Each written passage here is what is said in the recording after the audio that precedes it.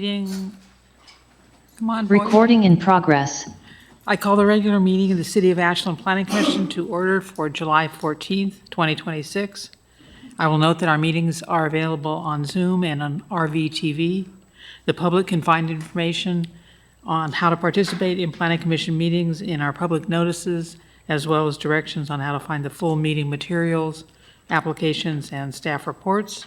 I do note that we have 6 of 7 commissioners with us tonight, so we do have a quorum. I will now turn to staff announcements. Thank you, Chair Werner. I wanted to let the commission know that the manufactured home park zone work that you had done did pass first reading for the ordinances amending the standards, the comp plan change, and the zoning plan, and it is going to the council for second reading and final adoption on January 21st. July 21st. Also on July 21st, they will be taking up first reading of a modified ordinance for the manufactured home park tenant protections. And I've provided you each with a copy of what's in the council packet. Not that you have to take action on it, but I know that you were interested in what would come of legal review. Additionally, the city's long-range strategic plan is moving forward, and it's in its final phases. The community and staff are, the engagement parts have wrapped up this spring, and the results have been synthesized into a draft plan framework. And that final plan is anticipated to go to council later this summer and for adoption. And updates are posted on the city's website on that project. I also wanted to note that the August 11th regular meeting for the Planning Commission will be bringing forth 2 separate ordinances. One ordinance is implementing Senate Bill 974.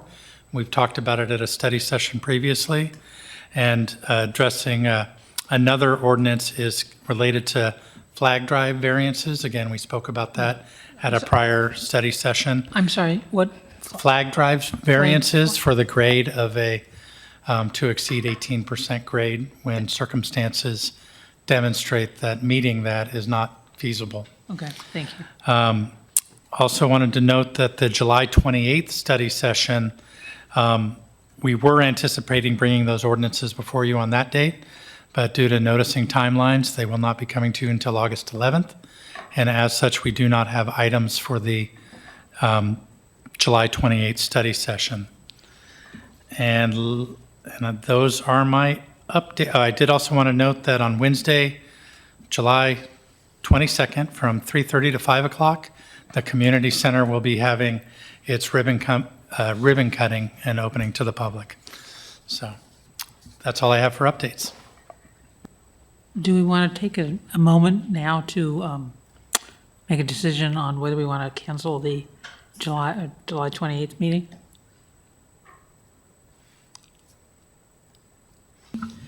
I would move to cancel the July 28th meeting. Is there a second? I'll second it. Okay, it's been moved and seconded to cancel our July 28th meeting. All those in favor? Aye. All right. Aye. Okay, thank you.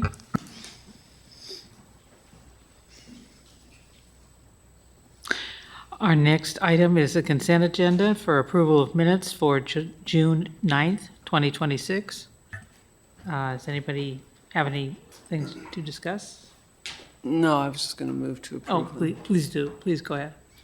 Move to approve the minutes from June 9th. Okay, is there a second?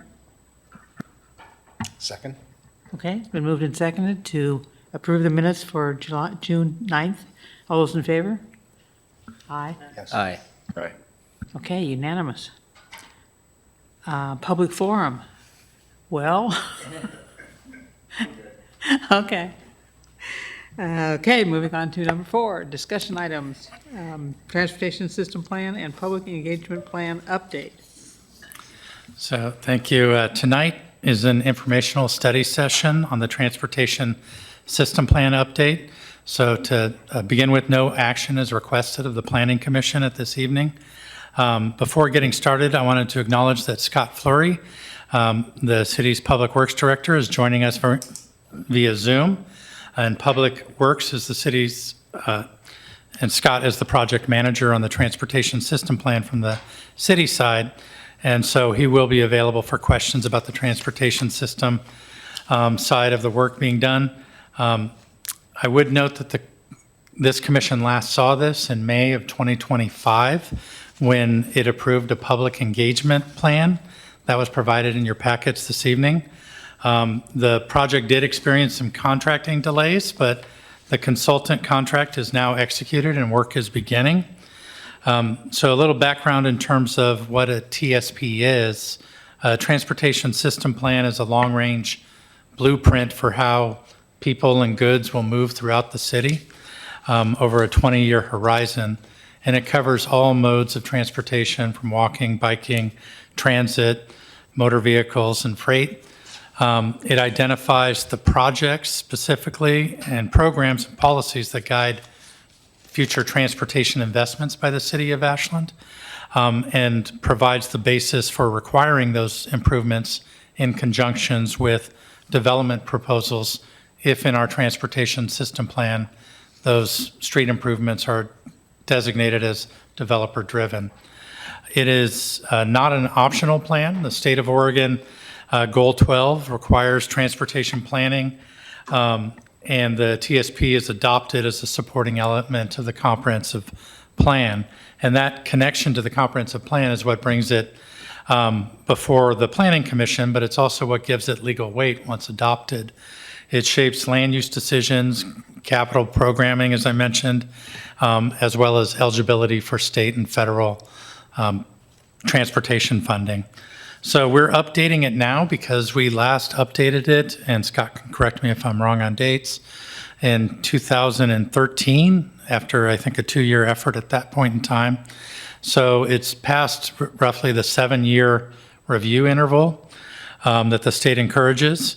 This update will bring the plan into alignment with the current conditions and community priorities, namely new state requirements, including the transportation planning rule, provisions adopted under the Climate Friendly and Equitable Communities program.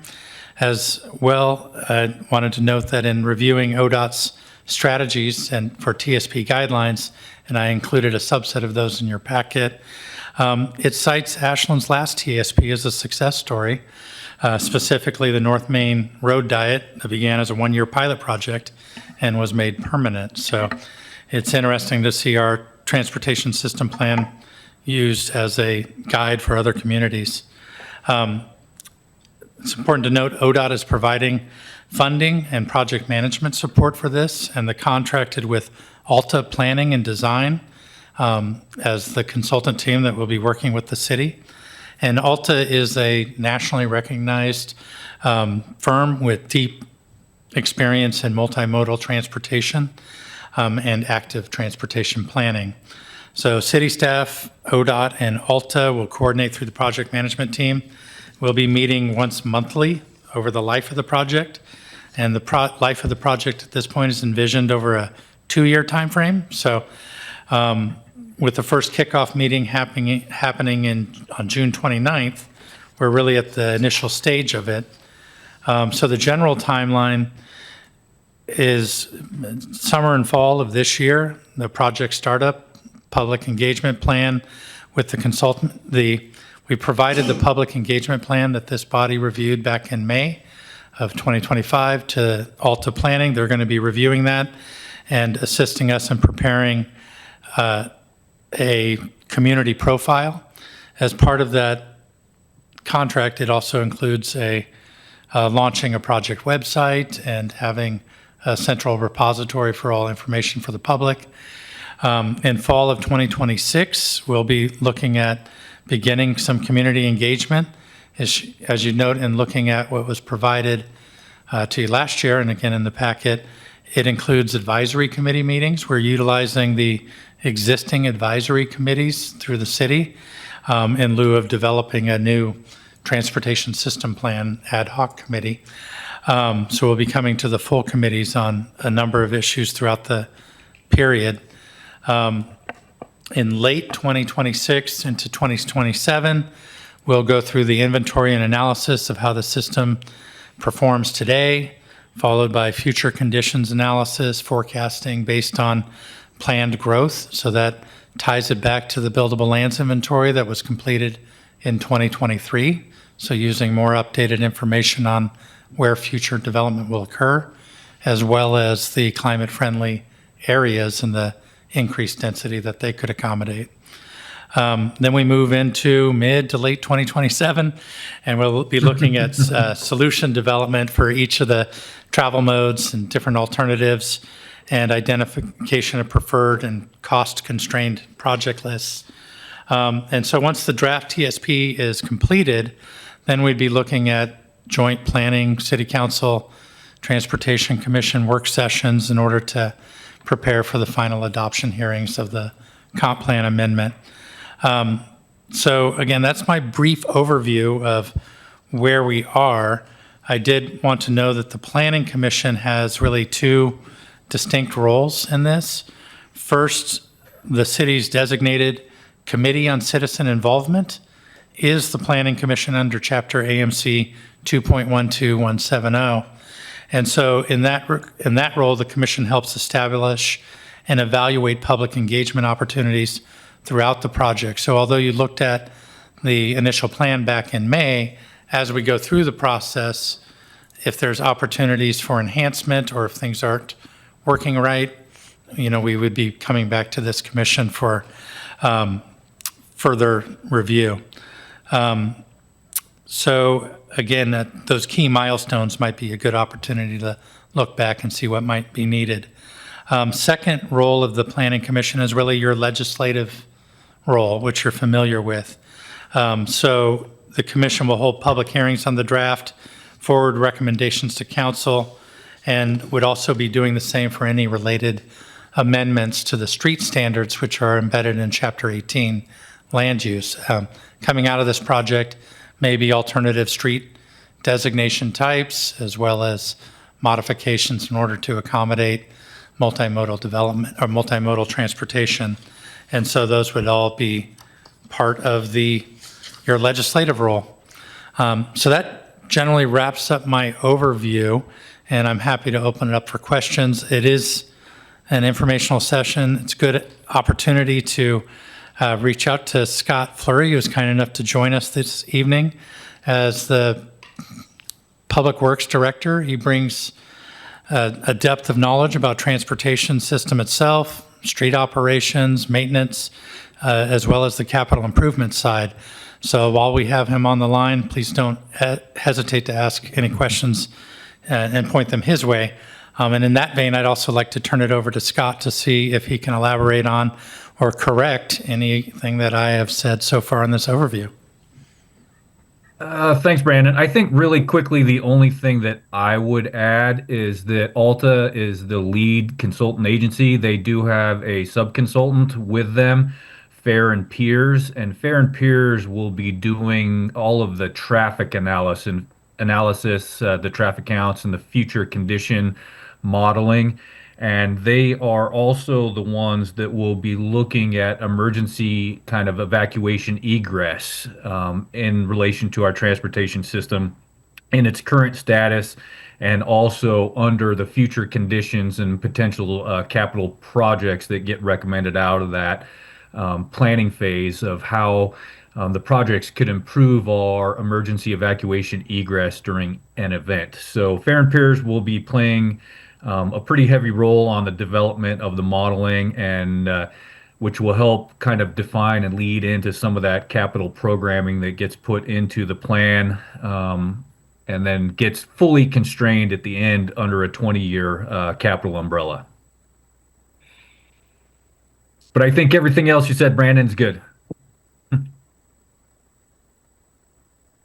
Brandon, you mentioned an August 29th meeting of some sort? No, I mentioned that on June 29th, June 29th. Scott and myself met with the project consultants and ODOT to go over the kickoff of the meeting. We've not yet scheduled a meeting before this body to come back to the transportation plan, unless you're aware of the look ahead, Scott? No, not yet. We're really in the request for information stage right now. So Fair and Peers has submitted their RFI memo to Brandon and myself, and so we're in the kind of the data collection repository building stage right now to get them all of the background information and files so they can start their kind of histrionic review as we move forward. And as Brandon said, we'll be meeting with the project management team monthly, which includes ODOT regional planner is part of that to ensure that we're, following the contract rules requirements, but also TPR rules throughout the process. Okay, I thought I read something in here about that you were going to have the planning commission as part of a kickoff meeting in, No, I do think there'll be an initial meeting with the planning commission. We've just not scheduled it as of yet. okay, And the kickoff meeting is a contractual term that was used for the contract with the consultants, that is staff. Do I have it there? Yeah, it's a kickoff meeting in the timeline Okay, within the first 3 months. yeah, so. okay. Yeah, and that was the timeline from back in May of 2025. So we've provided that timeline as well as the spreadsheet showing the timeline to the consultants because they need to correlate that with their schedule as well. Okay. So we'll get some Are we dates. going to see an updated version of probably, Yes, so I think what we'll do is after the consultants have an opportunity to review that public engagement plan, they may have comments for us to modify. The city of Ashland is the primary on the public engagement role. All right. So it's still within our discretion to expand or contract, but we want to ensure that they're available for the key meetings. And so coordinating with them on their timeline, we'll be able to bring back to you a revised public engagement plan that we can then start to roll out probably on the second or third month from now. okay.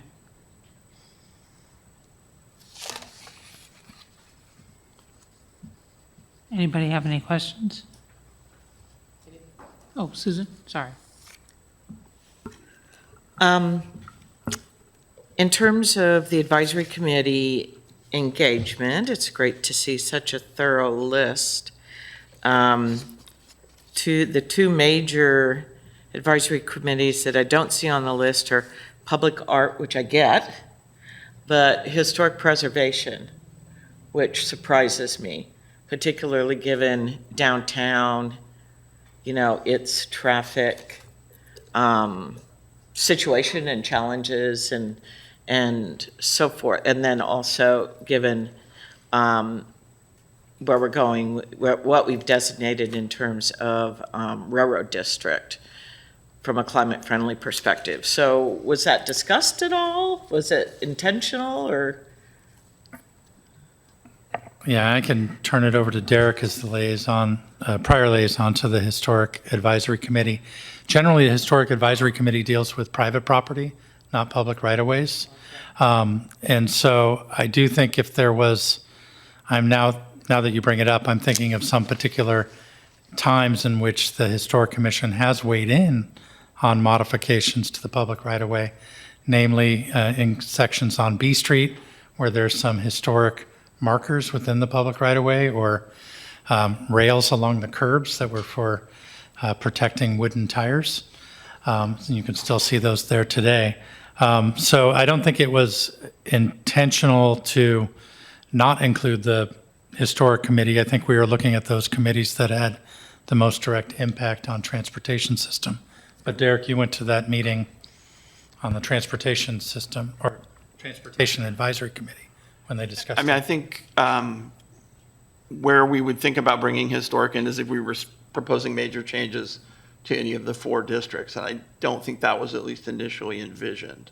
We would certainly have the ability to add them in if something came up with, reconfiguring circulation through downtown or something like that. But at least preliminarily, we weren't expecting anything that would really get to the districts. Apologies if I missed this in the overview.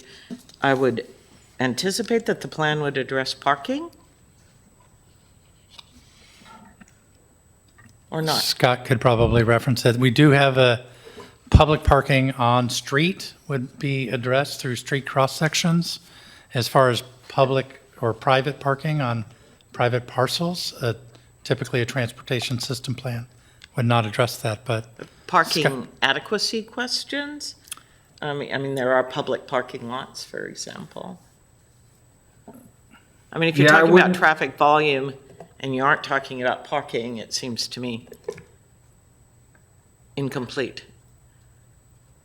There is not a direct corollary in this TSP update to kind of what we would call a parking analysis, something like the city did in 2017 when they did the downtown parking study, especially now that the parking rules are changed.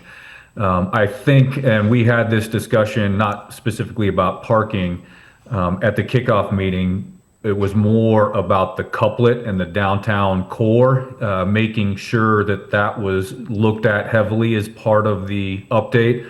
As some people may know, there was a couple iterations of a downtown plan to try to facilitate improvement in parking, try to facilitate loading zones, try to provide modal equity through a bike lane and potential configuration changes into the couplet. So that will all be kind of looked at under the umbrella of the TSP, but I will say there's nothing specific right now in the scope that just looks at parking adequacy as part of our transportation system plan, other than, as Brandon mentioned, looking at the street cross sections and maybe making recommendations for the street design standard cross sections to have alternatives or additions that weren't previously looked at as part of the development of those standards. And I think, Brandon, were they 2002 when they originally developed? So I think that's there's right. been a lot of kind of changes in the cross-sectional development based on AASHTO standards and NACTO standards that we want to look at. And I can just add a bit to that Carl Johnson in engineering and I met with DKS, which is an engineering firm that's working with ODOT to help develop performance standards measures tied to climate-friendly areas for inclusion in the TSP. And there are performance measures related to parking, not in terms of adequacy of parking, but in terms of how the city is managing parking as a way to encourage greenhouse gas reductions, and encourage people to rely on other modes other than single occupant vehicles. So that will be a discussion point in establishing those performance measures that are going to be tied to the TSP as well. And I Just, think, I mean- oh, sorry. Oh, go ahead. I just, one of the things that from a staff level we've talked about that, will be part of the discussion is, looking at the timed parking structure downtown and within the corridor and making recommendations for potential changes to the time structure and the layout of that time structure to, facilitate some more turnover in the downtown. Staff is already looking at the potential for paid parking expansion. And so, those things will be partially discussed in the TSP update because there's existing plans that reference those. Like I said, the 2017 downtown parking plan, which is part of that request for information documentation that Alta will be receiving. So it's not, like I said, directly part of any specific scope item, but it's laced in with a few of the overall scope items for the update itself. Yeah, I mean, to your point, Derek, if you're talking about trying to forecast demand and multimodal shifts in demand, it's been a long time since I got my master's degree in transportation systems. However, having lived in Boston, for example, it's very, very important and effective part of the mechanism of managing traffic in Boston and traffic flow is parking, not just highways, and building more highways. So anyway, I would bet money that it will come into it, but maybe it'll come into it through other things, is what I'm hearing. Okay. I'll spare you my master's thesis. One quick question. ODOT provides in the packet, I think on page 39 or so, it's like a flyer, basically says what would trigger a TSP update. I was just curious if Alta received anything from the city with specific objectives outside of, the tremendous source documentation and process that they're going to go through that the city is aware of that they're hoping to fix through the process.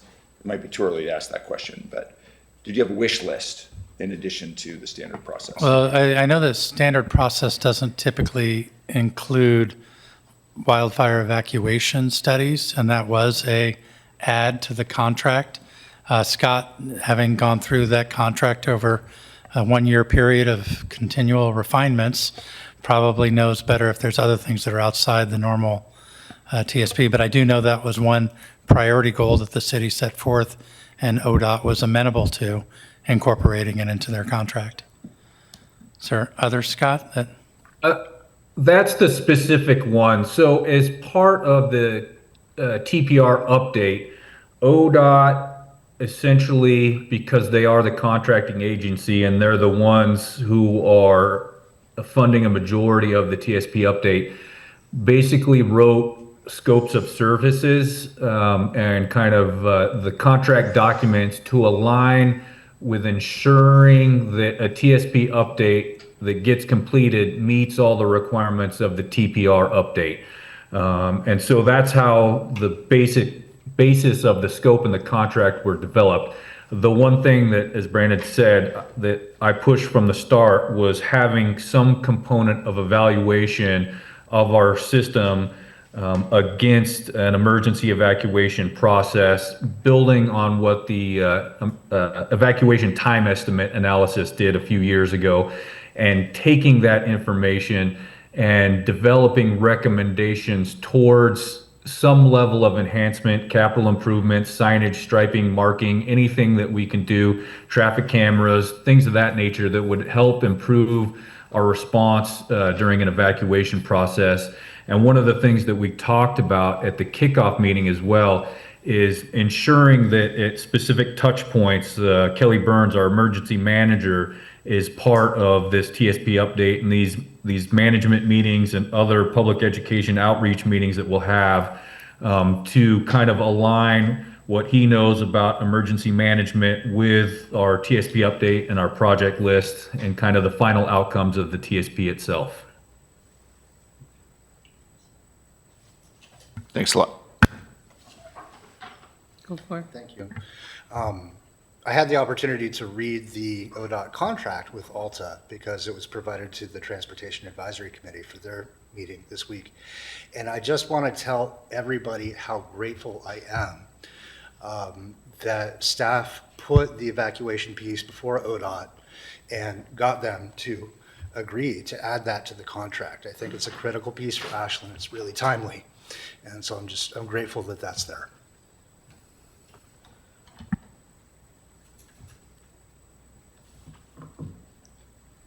Yeah, thanks, Chair Werner, and thank you, Director Fleury, for getting the kickoff going here with us so that we're aware that we're actually starting this process. I think this is, it's exciting. We've been waiting for this. We've been asking about it, and it's finally here. And I think we all have a lot of ideas about how we want to see transportation shaped in the future of Ashland. You know, I think Ashland is in a growth period right now. I go downtown, I see a lot of people, I see a lot of cars, I don't see a lot of parking. But, you know, I think that we have a lot of opportunity here to shape something really nice for our community with the transportation system plan. And so one of my questions is, when do we get the chance to share our ideas about what we want the future to look like for the TSP? So I think, you know, right now we are in that kickoff phase and getting everything aligned for that kind of next public input phase. We're going to be going to the commissions and committees with specific questions and asks. We're going to have a survey developed, some information on the website. One of the requirements of the website is for people to be able to sign up and register for ping points. So if something gets uploaded or information changes on kind of that TSP website page, people will get notified. And then we are supposed to have a dedicated email address as part of that, so people can send us in questions or input and things of that nature throughout the whole process.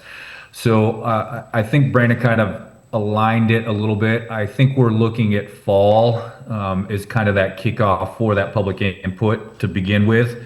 One of the things that's changed a little bit since that original engagement plan was developed using kind of a template last year is the city has kicked off the strat plan and has done a pretty significant engagement portion with that.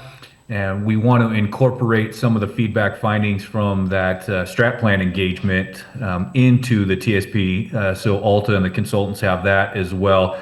I think there were over 2,000 responses to the survey and the information pushed out through the strat plan and engagement side of things. So that's a healthy dose that we can take and help cater some of the survey questions and information that Alta and city staff develop that goes out to the commissions and committees and the community moving forward. But I would say just the simple answer is fall through a big portion of 27 moving forward for that input stage. Fantastic. Thank you, Scott.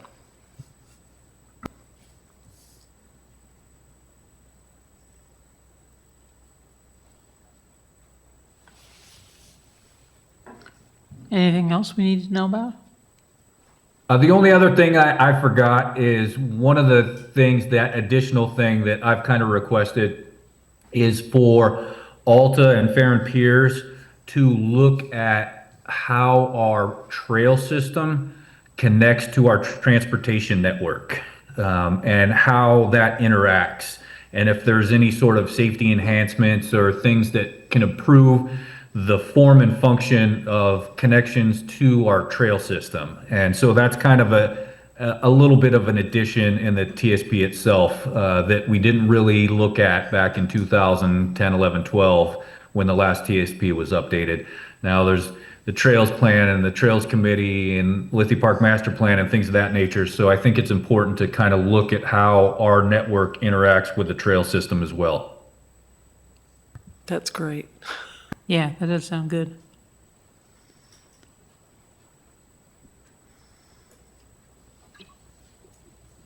And I'll be quiet now.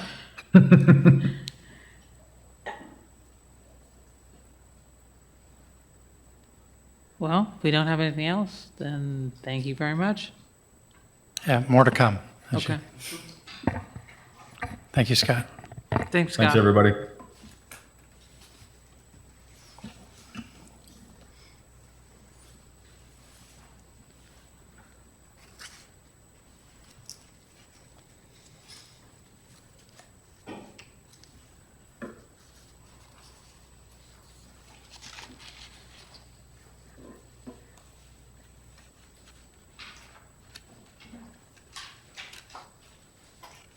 This next study session item, Planning Commission ORS Research and Resources this next study session item was requested by the commission to assist in looking up legal information online. Fortunately, Aaron Anderson, who's a senior planner in our department, I think looks up legal information for entertainment purposes on weekends, so is very adept at this. And so I've asked him to put together a little bit of information, which we provided in your packet, and also a brief overview of how he goes about researching different topics related to land use. He's only slightly joking, but I do stay pretty up on LUBA rulings. In general, decision makers are discouraged from gathering their own facts out of hearings, especially in quasi-judicial matters. However, researching the law itself is generally appropriate. One key distinction that is important to be made is the role that you're playing. If you're reviewing a quasi-judicial application, the introduction of extra record evidence can be cause for remand. But if you are doing a legislative action or working on a policy implementation or crafting an ordinance that's implementing state law, Obviously, researching the relative statute is fine. These examples were in the memo that I provided you. The short version is it's okay to know that a particular intersection is busy. It's not okay to go out there on a Wednesday afternoon and make your own traffic counts. And that sort of, for me, kind of sums it up the best. So general knowledge that you have is fine, but going to a site visit and that wasn't coordinated and making findings of your own would not be appropriate.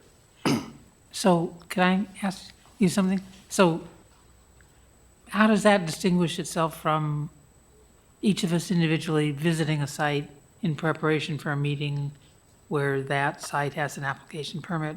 Well, it's part of the reason that you make the announcements of, the fact that you have done a site visit. And, but you need to be careful about bringing that dialogue into your deliberations if you're introducing evidence that isn't in the record.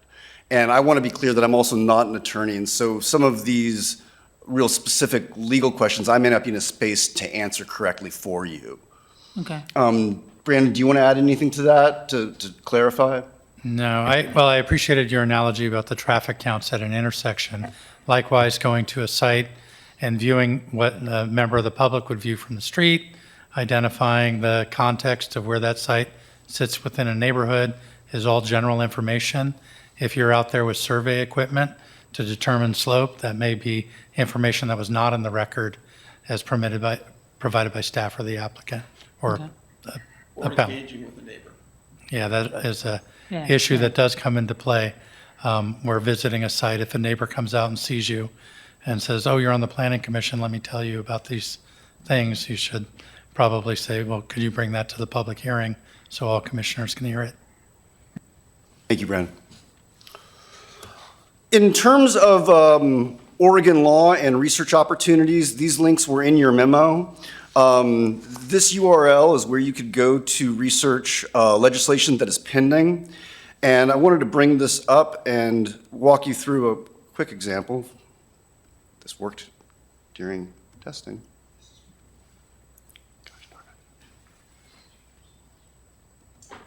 There we go.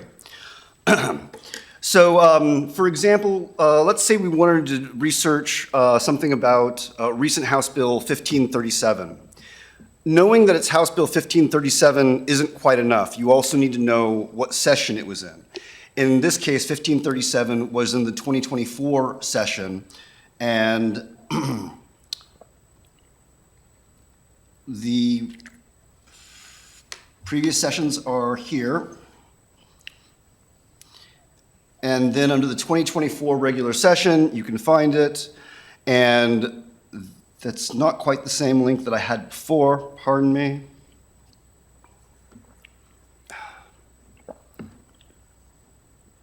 Demo failure. Actually, that site or the page you had up before will get you to the bill. Yep, pardon me, this is the page I was looking for here. So under the 2024 regular session, which is right there, we could go ahead and from here, go ahead and find 1537. Here it is. And you're always wanting to look for the enrolled one. If you're really getting into the weeds, these would be the previous versions of the bill before it got passed. And then when you actually get to the actual language, I know some of you are already going to know this, but just for the sake of overstating the obvious, when you're looking at a piece of legislation like this, it's the bold text that is new, and it is the text that is not bold that was already a part of the law. And so as you go through it, it's important to remember that the bold item is what's being added to the statute. There's not very often, I think, that you're going to end up looking at individual laws unless we're talking about an ordinance that's amending to be in line with a particular law. And then as far as ORS chapters, these are the primary chapters that relate to land use planning. And just again, a real quick example.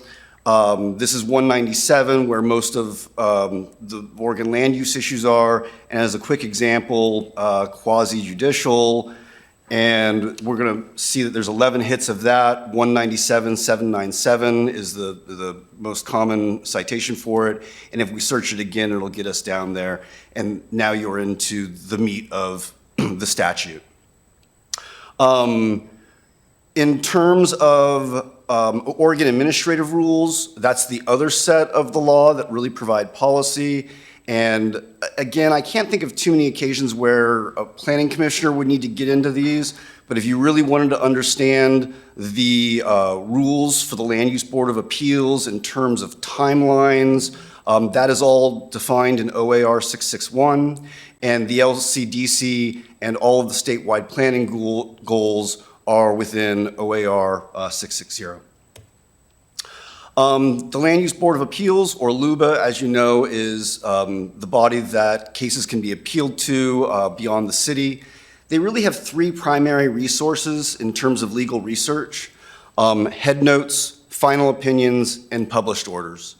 The head notes are a place where you can do a great deal of research, and especially if you're trying to target a particular topic.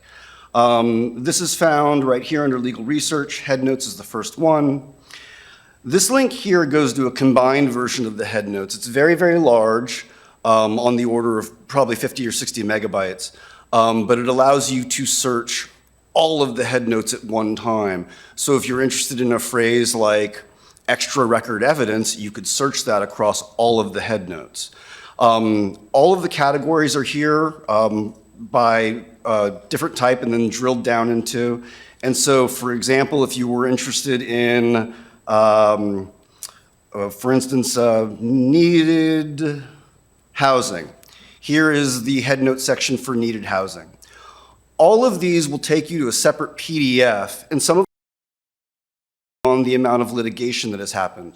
What's important to know is that these are in chronological order. So if you come to a topic and you want to know, and therefore probably often cited and strongest citation, you would go to the very end of the document, because these are going to be the oldest citations, and then as new ones are done, they're built on the top. And again, if you have download the combined head notes, you can certainly search for, for instance, you can search for Ashland, and you'll find all the cases that we've come up in. If you are interested in, for instance, comprehensive plans, adoption generally, there's that whole page there. In terms of the published orders, these are just by year, all of the cases they've decided. And if you know a particular year, you can go there and find it. The only note that I would have with that is it's very, very common that if you're looking for a case that has a LUBA, let's say it's a 1998 number, it may not have been published until the following year. So just because you're looking for a case that has a LUBA 2024 number, it might be in 2024, but there's a really good chance it could be in 2025 too. And then with regards to published orders, these can be really interesting, but it's really, really quite wonky. These are things that LUBA would never put out into the world unless they thought that there was something unique or special about this particular order. And so these get into really granular details about why they may have dismissed a case, but for some certain circumstance they didn't. And because that was the first time it happened, they said we should publish this order. And you'll find a lot of stuff like that in here. But again, in terms of relevance to a planning commissioner, I can't imagine there'd be a lot there that would be interested other than just research for research's sake. And to that end, I added this last slide here just because it's a really amazing resource. I mentioned it to Brandon at the beginning of the meeting that I had added a slide for SCOTUS, and he said, well, why on earth would you do that? And Nolan and Dolan are two of the cases that pretty much everyone knows in terms of land use that went all the way to the Supreme Court. And what's really amazing about OYEs is they've included all of these resources for all of these cases, and there's syllabus, there's information about the case, and if you go to oral arguments, it'll actually then have the audio of the oral argument. We'll hear argument next to number 86-133, And James Patrick. as it's going Nolan. on, Again, case is they'll submitted. highlight the justice We'll that's hear argument speaking. next to number 86-133, James Patrick Nolan. Sorry. And so if you really wanted to hear about how the oral arguments went, it gives you the full transcript and then highlights which justice was speaking as it goes on. So if you're at that level of case research, congratulations. And that's really all I've put together for you guys in regards to legal research. And just to support what Brandon said coming in, Monday mornings, typically Aaron is coming to tell us the new things he found on LUBA rulings over the weekend, so. Thank you, Aaron, very much for keeping us in the loop.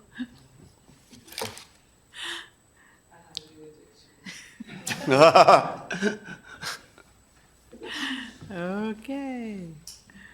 So, anybody have any questions?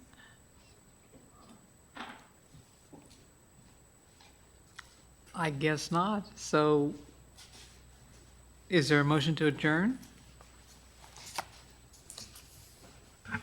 I'll make a motion to adjourn. Second? Oh, the retreat, sorry. I withdraw my motion. Thank you. Second. With summer underway and fall approaching, staff would like to begin planning for the commission's annual retreat. One option that you're familiar with is meeting at a regular study session day.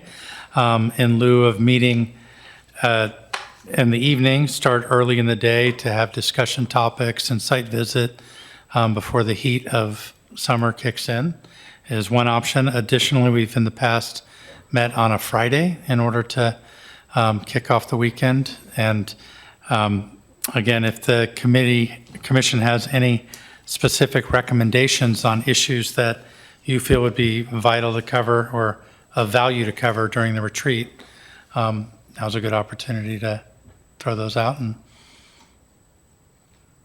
assist. Go ahead. I think, thanks, Brandon. I think with the upcoming TSP plan, maybe if we could have some TSP-related things on the agenda for our retreat, that would be cool. Such as looking at specifics of what?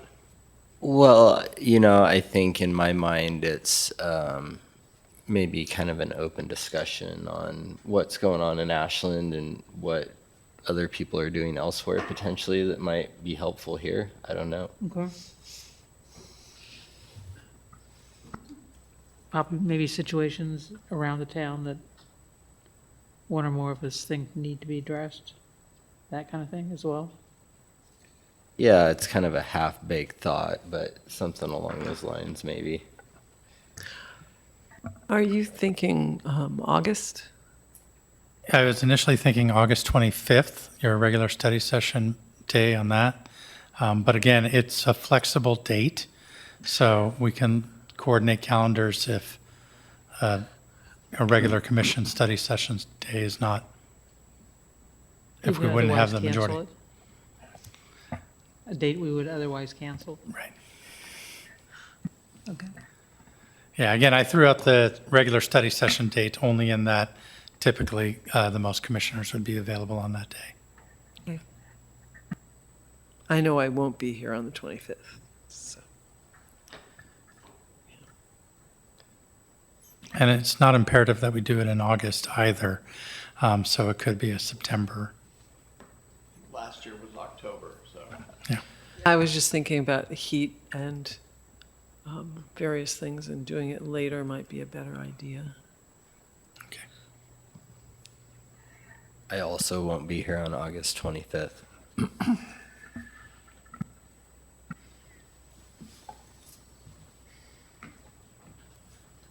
Well, I do think we want as many commissioners that can attend to be there. It's your retreat after all, so we'll find a date that works for all. I kind of enjoyed that we got together in October last year. It was such a beautiful fall day, looking out that huge window toward Lithia Park. And maybe doing it later could get us to a slightly more substantive conversation about transportation surface planning related matters, because staff will be, and the consultant will be closer by that point, right, toward getting into its existing conditions analysis. So that might be a timely opportunity for us to talk about that stuff. And we can make a site visit to the school drop-off or pickup time to see how transportation is working near one of the elementary schools. Maybe the intersection of Walker and East Main, we can try to make a left-hand turn there. Something else. This is legislative, so you would be. Too detailed. Something else came to mind as I was riding up the bike path here tonight is that I saw the work beginning, potentially the remediation out in the railroad district. Is that something that's happening right now? Yeah, it should be concluded by the end of July, the full remediation plan. Subsequent to that, they do have to do entitlements, easements on the property, and have DEQ post cleanup testing. So it's not completed when all the construction activity is done, but nonetheless, it is at least moving towards completion this year. And then is remediation also complete out at Croman at this point? Remediation has not begun at Not begun. Croman. Okay. They've done some testing, but not comprehensive testing to determine the amount of remediation that would be needed. So in that sense, that project is, I guess, waiting for their environmental consultants to come up with a more comprehensive testing plan. Thanks, Brandon. One of the reasons the trains are running again is because they're hauling stuff off the railroad site. Is that currently, I assume we can talk about this, is that property proposed, the railroad property, proposed to be developed by the railroad, the owners of the property? Are they, when you say entitlements, I mean, who's doing So entitlements? what I was referring to is easements that would be recorded on the entirety of the property that stipulate what level of development would be acceptable under DEQ Got it. cleanup standards. But to answer your primary question, They the don't- reason that they're yeah. cleaning it up is in order to Sell it. dispose of it, sell it. Okay, so that's, I just, when I heard entitlements, I'm like, wait a minute. Who's, yeah, thank you.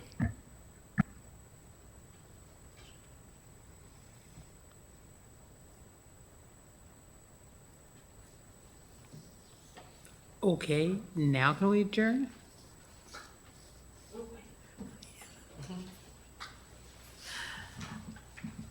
I'll make a motion to adjourn. Second.